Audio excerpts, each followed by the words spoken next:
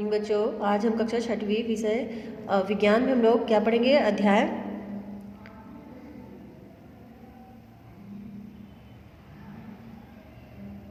क्या पढ़ेंगे हम लोग? अध्याय 14 है ना, रेशों से वस्त्र तक पादप रेशे। तो देखते हैं यहाँ पे कि आप जानते हैं कि प्राचीन काल में लोग अपने शरीर को गर्मी, बारिश तथा ठंड से बचाने के लिए वृक्षों की छाल, बड़ी बड़ी पत्तियों अथवा जंतुओं के चमड़े का उपयोग करते थे।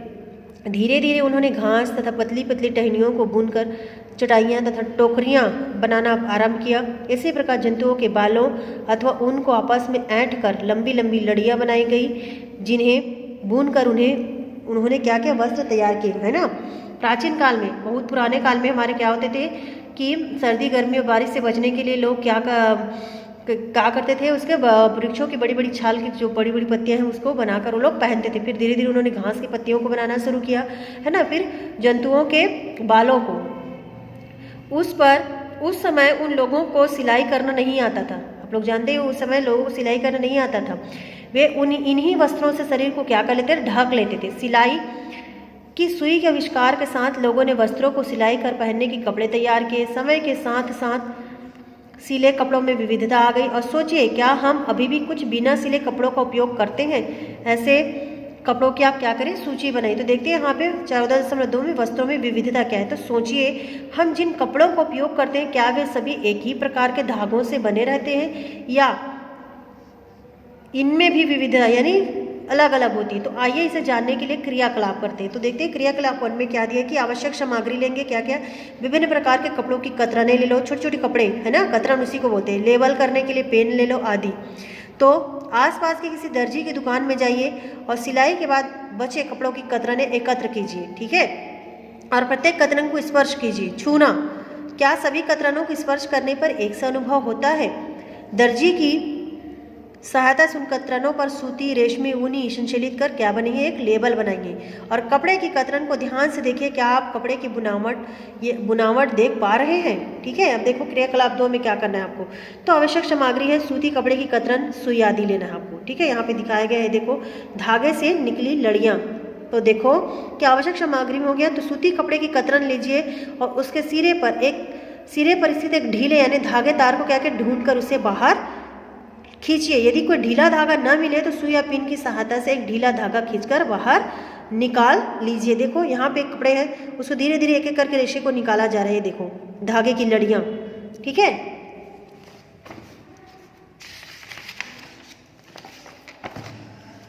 और फिर क्या क्या हमने देखा कि धागे को एक व्यवस्थित क्रम में करने से क्या हो, वस्त्र बनता है। अब सोचिए कि ये धागे किससे बनते हैं, है ना। अब देखो क्रियाकलाप 3 कि सूती वस्त्र से निकाले हुए धागे को मेज पर रखिए।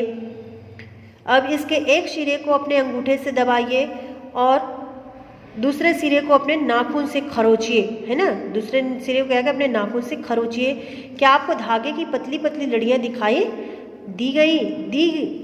सुई में धागा डालते समय आपने कई बार देखा होगा कि धागे का सिरा कुछ पतली लड़ियों में क्या होता है, पृथक मतलब अलग हो जाती है ना। उस समय क्या होता है, धागे को सुई के छेद से क्या करना पड़ता है, बाहर निकालना कठिन हो जाता है ना। और धागे की ये पतली पतली लड़ियाँ और अधिक पतली लड़ियों से मिलकर बनी होती, जिन्हें रेशे यानी तंतु कहते हैं। और ये रेशे कहाँ से प्राप्त होते हैं, आगे हम देखेंगे कि सूती, जूट, रेशमी तथा ऊनी वस्त्रों के रेशे वनस्पतियों तथा जंतुओं से प्राप्त होते हैं। इन्हें प्राकृतिक रेशे कहते हैं। क्या कहते हैं? प्राकृतिक रेशे कहते हैं। कपास तथा जूट के रेशे पौधों से प्राप्त होते हैं। इन्हें वनस्पति या पादप रेशे कहते हैं। ऊन व रेशम जंतुओं से प्राप्त किए जाते हैं, अतः इन्हें रजंतु रेशे कहते हैं। जंतु रेशे खरगोश है, याक है तथा ऊँटों के बालों से भी प्राप्त किए जाते हैं। रेशमी रेशे रेशम कीट के कोकून से प्राप्त किए जाते हैं। तो हजारों वर्ष तक वस्त्र निर्माण के लिए केवल प्राकृतिक रेशों का ही उपयोग किया जाता था। पिछले लगभग 100 वर्षों से रासायनिक पदार्थों से रेशों का निर्माण किया जा रहा है, जिन्हें संश्लेषित रेशे कहते हैं, है ना। इन्हें क्या कहते हैं हम? संश्लेषित रेशे। टेर्लिन, पॉलिस्टर, नायलॉन और एक्रेलिक संश्लेषित रेशों के कुछ क्या हैं?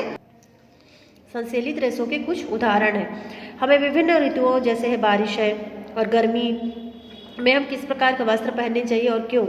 तो देखते हैं कि कुछ पादप रेशे यहाँ पे क्या है, ये रेशे पौधों से प्राप्त होते हैं, अतः इनका नाम भी संबंधित पौधों के अनुसार होता है। प्रमुख पादप रेशे इस प्रकार है। देखते हैं हम कपास किससे प्राप्त होता है। तो कपास के पौधों से जब फूल झड़ जाते हैं, है ना, कपास के पौधे होते हैं और उससे क्या है, फूल जब झड़ जाते हैं तब कोए या डोडे निकल आते हैं। एक कोए परिपक्व होकर फट जाते हैं और इनके अंदर से रुई दिखाई देने। आप लोग देखे होंगे कपास के, है ना, रुई जिसको हम लोग पोनी बोलते हैं, है ना, आप लोग जानते ही होंगे, है ना। जब वो फूल झड़ने लगते हैं तो उससे क्या फटने लग जाता है, फटने से उसमें से रुई निकलना स्टार्ट हो जाता है। ठीक है, अब देखो हम सेमल यानी कापोक, तो सेमल के रेशे कपास के ही भांति कोए से प्राप्त होते हैं और सेमल के फूलों के झड़ जाने के बाद कोए पक जाते हैं, तब उनमें से रुई के समान रेशे निकल आते हैं।